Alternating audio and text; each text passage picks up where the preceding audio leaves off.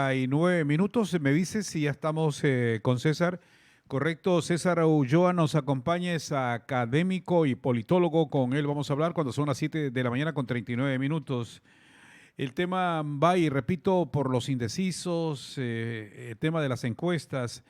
¿Qué se está jugando el país en estas elecciones seccionales? Es mi primera pregunta. César, bienvenido a la WQ, buenos días. Buenos días, muchísimas gracias por la invitación. La encuesta definitiva se efectuará el día de las elecciones.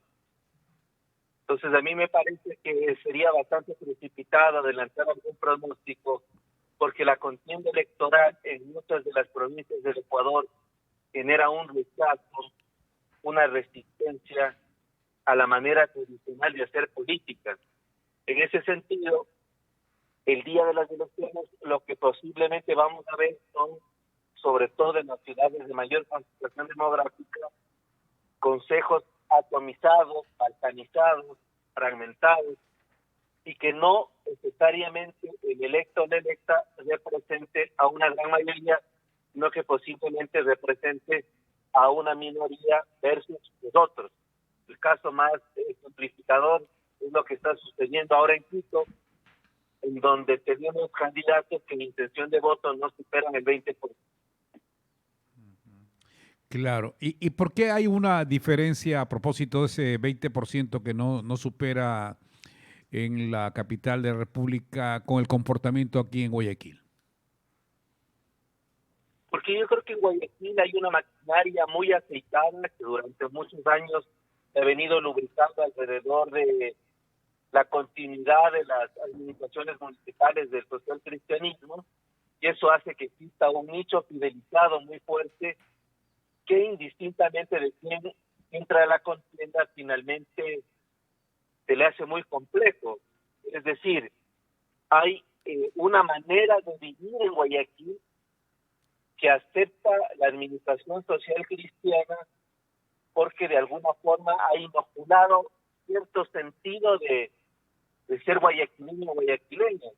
Entonces puede ser que existan otros candidatos, pero los otros candidatos se enfrentan a una maquinaria muy poderosa que indudablemente ha demostrado obra, ha demostrado cambios, ha habido transformaciones, pero es muy difícil enfrentarse a algo que está estructurado por más de 20 años. Claro, a propósito de la palabra difícil, se hace difícil para que la gente, porque de repente es como que le apesta el tema de la política y se harta de la mayoría de los políticos y su comportamiento en grados de corrupción muy elevadas.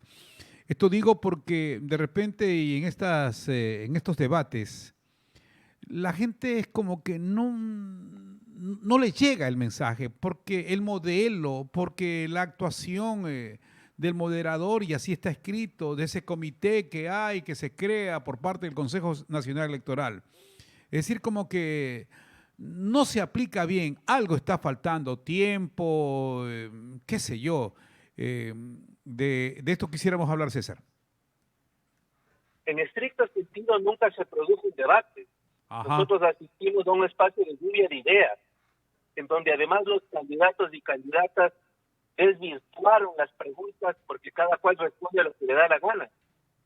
Entonces, los debates, usualmente en los países donde hay una tradición de llevarlos a cabo, siempre al final se escoge entre los 3 o 4 candidatos más opcionados, porque finalmente, aunque parecería antidemocrático no llamarles a los otros, pero el debate tiene que producirse entre quienes tienen reales posibilidades de llegar a administrar la ciudad, de la provincia, de disputar la elección del Consejo de Participación Ciudadana y Control Social.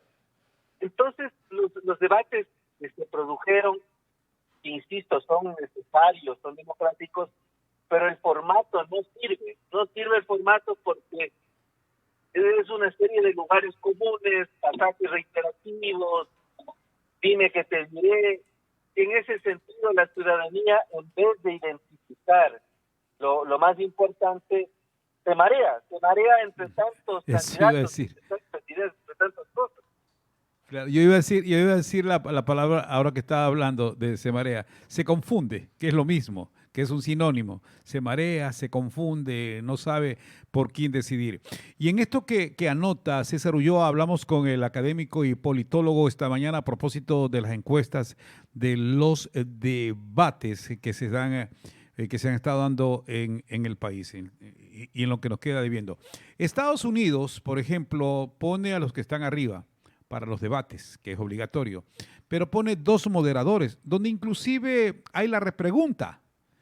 Pero aquí tenemos una cosa que si invitamos a un periodista, ya enseguida le están diciendo que no, porque este es de un partido político, porque ni sé qué, ni sé cuánto, y esto no va. Es decir, siempre tratamos de ponerle en ese contexto a un comunicador social.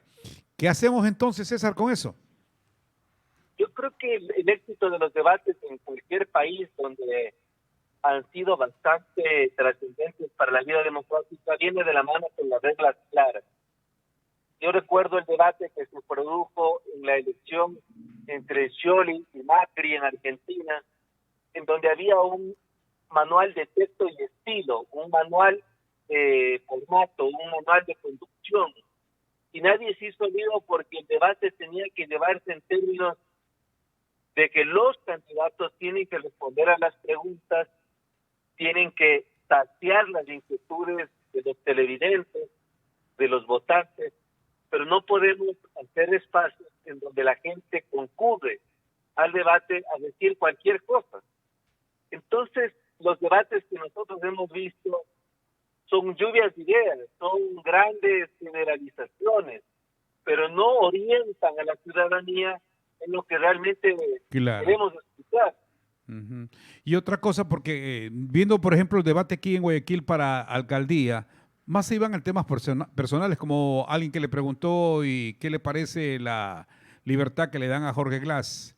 El otro después ya como que se pica y dice, en tu administración el tema de Lenín Moreno, etcétera, etcétera, se van por otro lado, se desvían.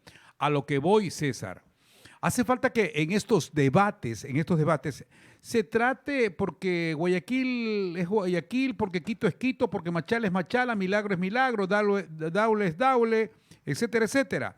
Es decir, siempre va a haber cosas diferentes que tratar en el tema del debate. El comité a mí me parece que trabajó solamente en generalidades. Hay que hablar de la administración, hay que hablar del financiamiento, hay que hablar de esto y este otro, pero era cuestión de hablar puntualmente de las cosas que están impregnadas y que la gente lo tiene ahí en la mente. De eso se trata, cambiar ese modelo. Concuerdo plenamente, porque las ciudades tienen particularidades que requieren atención particular.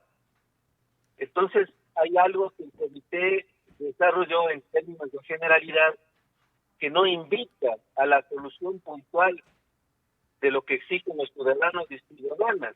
Por ejemplo, antes de esta entrevista yo escuchaba que se produjo sicariato en la Prosperina, se están vacunando. Entonces esos son los temas que se deben poner en discusión en los debates. Pero no se puede hablar, ¿no es cierto?, de las grandes abstracciones o de los programas reales cuando la gente necesita soluciones concretas. Porque el gobierno local es el que atiende con más cercanía, con más proximidad, con más eficiencia las necesidades de la población, tanto urbana como rural. César, una última pregunta, pero también caen en el error los propios protagonistas, o los que quieren, los que buscan estar al frente de alguna alcaldía, de alguna prefectura, digo yo, porque se desvían ellos mismos cuando tienen la oportunidad de demostrar ese rato qué es lo que quieren hacer y se van más bien a temas personales. Yo he dicho aquí que la actuación de estos candidatos, casi la mayoría, es como que si estuvieran el palo encebado, pero no el palo encebado de antes, donde el más hábil, ¿no?, tranquilamente subía y no había problemas. Ahora el palo encebado le echan grasa y tratan del que está arriba bajarlo rápidamente. Es como una olla de cangrejos. ¿Comparte eso, César? Indudablemente, porque además nosotros aquí hablamos de que los candidatos nos quieren sorprender, nos quieren como tomar de ingenuos. Pero yo creo que la ciudadanía cada vez se va dando cuenta que estas armas que atentan contra la honra, contra la dignidad, que desvirtúan el proceso democrático, que es la deliberación auténtica, que es una idea, está por los suelos. Por ejemplo, nosotros queríamos discutir, es un problema si bien particular, lo que atraviesa todo el país, medidas contundentes en términos de la inseguridad que se vive, en términos contundentes de satisfacción de necesidades básicas, en lo que significa defensar la vida de la población en cuanto a agua potable, alcantarillado, energía eléctrica, acceso a Internet, en cuanto al ordenamiento territorial urbano. Y esas cosas no se escucharon en los debates. Entonces yo creo que los candidatos y candidatas también quedan en deuda, y eso abonó al formato que no permitió que la ciudadanía se oriente, sino que más bien estemos más confundidos. Claro. Que anterior al debate. Ajá.